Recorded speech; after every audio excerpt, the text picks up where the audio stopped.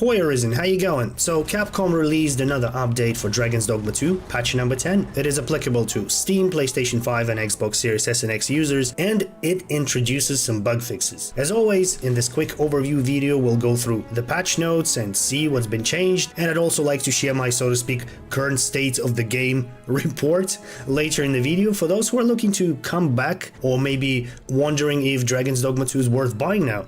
Let's have a look now, shall we?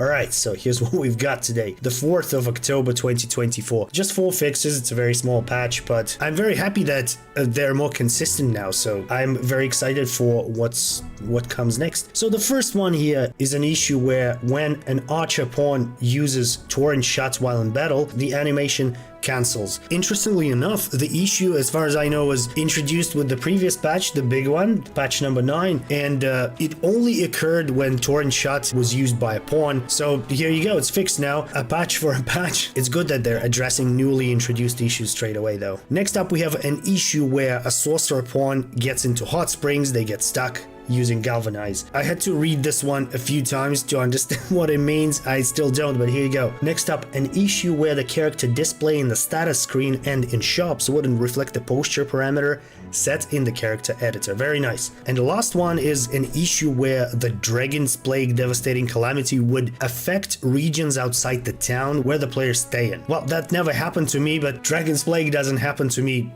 anymore, so I kind of forgot it existed, to be honest. Actually, I think one of my hired pawns got it once after the nerf, but then it just miraculously disappeared after a few camp rests, so I don't know what's going on with it. I still think that the OG version of the Dragon's Plague, you know, the one that we had on launch, was the best version of it. In my opinion, they should have just scrapped the mechanic altogether because it was kind of lackluster from the start. I don't know, maybe originally it was tied to the story in a more meaningful way, or who knows, maybe the DLC will have answers whenever / if it comes. That's it for the patch. It's a small patch, just a few bug fixes, but I'm pretty sure more stuff is coming because they're relentlessly updating nearly every branch of code. It can be seen on SteamDB, and like I said in a previous video, I think a bigger patch is coming on November 7th, along with a PlayStation 5 Pro update. We'll see, I guess.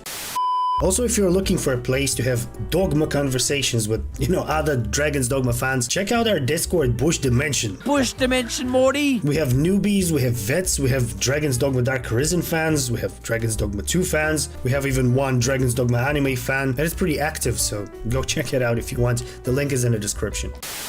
And now I'd like to briefly talk about the state of the game to bring you up to speed. If you are on the fence or looking for a reason to return to the game, I think now is the best time. The performance, although still not perfect, is heaps better. I'm on PC, my specs are in the description, and I'm getting a solid 60 everywhere except for Vernworth, the capital. I'm still somewhere between 50 and 60 there, but it's nothing a frame gen mod can't fix. You can either download it from Nexus or use lossless scaling, or if you have a 40 series card, you can use the built-in one. The NPCs still pop in, I don't even know if it can be fixed, but if you want to learn more about the state of Dragon's Dogma 2 performance-wise, I strongly recommend checking out Digital Foundry. Their videos are great. Another big change is the introduction of casual mode. That is basically a normal mode with some quality of life tweaks, changes, like infinite stamina out of combat, and no loss gauge accumulation after death. But probably the best change is the vocation adjustments and tweaks. Nearly every vocation in Dragon's Dogma 2 got adjustments and tweaks, such as increased damage output, faster animations for certain skills to make combat even more enjoyable, especially for the fighter. I'm so happy that I finished my fighter solo run before the update so I could brag, so I could have bragging rights, because after patch 9, fighters are absolute beasts. Archers are incredibly OP now too. I'm actually doing an archer solo run now, streaming it here on YouTube. By the way,